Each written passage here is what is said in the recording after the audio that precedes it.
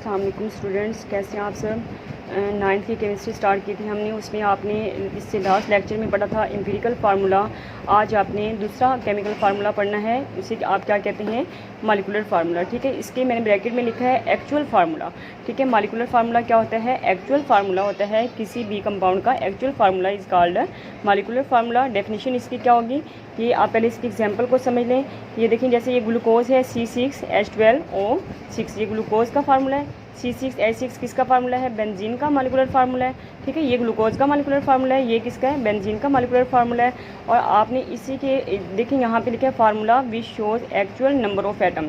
वो फार्मूला जो आपको शो करता है एक्चुअल नंबर ऑफ एटम्स। देखिए ये फार्मूला, जैसे कार्बन आपको 6 है, हाइड्रोजन 12 है, ऑक्सीजन 6 है, तो ये आपको actual number of atom show करवा रहा है ना, of each element, her element के, कार्बन के भी बता रहा है, हाइड्रोजन के भी, ऑक्सीजन के भी, present in a molecule of that compound, उस कंपाउंड में मौजूद सारे एलिमेंट्स के एक्चुअल नंबर ऑफ एटम्स बताता है। ऐसे फार्मूले को आप क्या कहते हैं, मॉलिक्यूलर फार्मूला। ठीक है, तो यहाँ ये देखिए, ये बेंजीन का याद कर लेना आपने, ग्लूकोज का। नेक्स्ट देखिए फार्मूला है, आप मतलब कि ये तो आपने डिफाइन बता दी ना कि किसी कंपाउंड में मौजूद एक्चुअल नंबर ऑफ एटम्स जो होते हैं, वो फार्मूला जो एक्चुअल नंबर ऑफ एटम्स आपको बताएगा वो क्या होगा, मॉलिक्यूलर फार्मूला। आगे देखिए कि इसका फार्मूला क्या है, कि इसको निकालने का फार्मूला क्या है, कि एम्पिरिकल फार्मूले को आपने किसी सूटेबल डिजिट n से डिवाइड करना है। ठीक है, आपने इसको डिवाइड करना है, मल्टीप्लाई करना है, सॉरी आपने इसको क्या करना है, मल्टीप्लाई। तो अब आपके पास जैसे ग्लूकोज का देखिए, आपके पास एम्पिरिकल फार्मूला क्या आया था, CH2O, तो आपने एम्पिरिकल फार्मूला ब्रैकेट में लिखना है और यहाँ पे आपने सूटेबल डिजिट जैसे 6 दी है तो 6 पे करेंगे, 6 1 जार 6, 6 2 जार 12 और 6 1 जार 6। ठीक है, तो आपके पास ये क्या है, ग्लूकोज की एम्पिरिकल फार्मूले से आपने सूटेबल डिजिट n के साथ उसको मल्टीप्लाई करके आपने क्या किया है, उसका मॉलिक्यूलर फार्मूला निकाल लिया। इसी तरीके से आप बेंजीन का निकाल सकते हैं। बेंजीन का वैसे आपने जो पीछे मेथड से अगर आप करें तो आपने उसका C6H6 उसका क्या है, मॉलिक्यूलर फार्मूला था ना, उससे आपने उसका एम्पिरिकल फार्मूला निकाला था। कैसे आपने 6 पे किया था, 6 1 जार 6, 6 1 जार 6, 1 × 1 और CH1 लिखने की ज़रूरत नहीं होती। ये आपने पिछले लेक्चर में मतलब ये मेथड समझा था, आपने कहा था कि इस तरीके से आप मॉलिक्यूलर फार्मूले से एम्पिरिकल फार्मूला निकाल सकते हैं। आज आपने ये समझना है कि एम्पिरिकल फार्मूले को पुट करते हुए आप मॉलिक्यूलर फार्मूला कैसे निकालते हैं। एम्पिरिकल फार्मूला आपके पास बेंजीन का CH निकला था, इससे के लिए आपने सूटेबल डिजिट क्या लेना है, N6, 6 के साथ आप मल्टीप्लाई करेंगे तो ये क्या हो जाएगा, 6C6 और H6।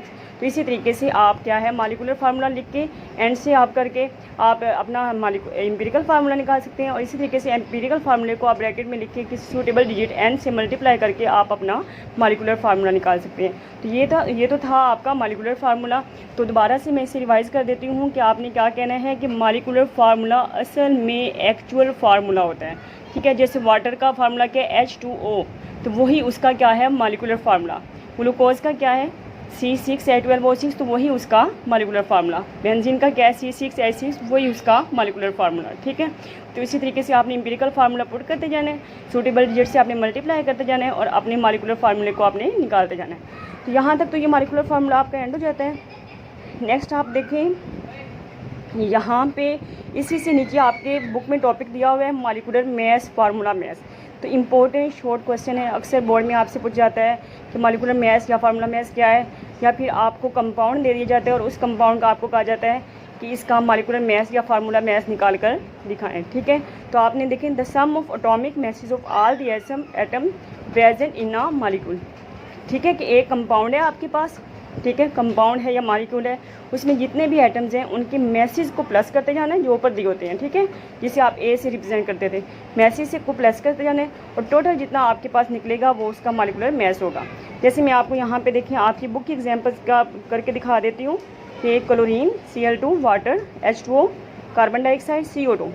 तो देखिए मैंने अलग से लिख दिया कि क्लोरीन का एटॉमिक नंबर 17 होता है और इसका एटॉमिक मैस कितना, 35.5।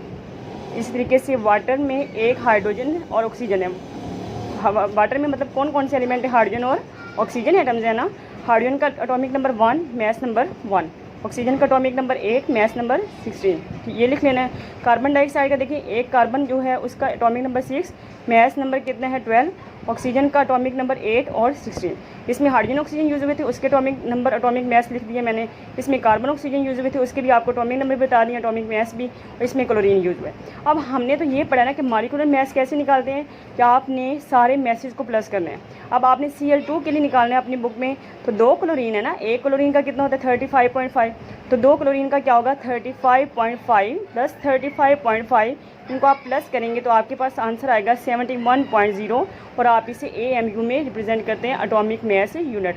उसके बाद वाटर का क्या है कि देखिए एक हाइड्रोजन हो तो आपके पास उसका मास कितना होता है 1। आप इसी मैसेज लेने ऊपर वाले 1 होता है ना, तो 2 हाइड्रोजन का कितना होगा 2, ठीक है। और एक ऑक्सीजन दी हुई है ना, एक ऑक्सीजन का कितना है 16, 2 + 16 18 आ जाएगा। इस तरीके से कार्बन डाइऑक्साइड, एक कार्बन है तो आपने 12 ले लेना है, और 2 ऑक्सीजन है, एक ऑक्सीजन का 16 होता है, ठीक है 16, और 2 ऑक्सीजन का कितना होगा 32 होगा ना। 12 + 32 को आप मैसेज को प्लस करोगे तो आपके पास क्या आ जाएगा 44। इसी तरीके से आपने मैसेज को प्लस करके एटॉमिक मास निकाल लेना है। अल्लाह हाफिज़।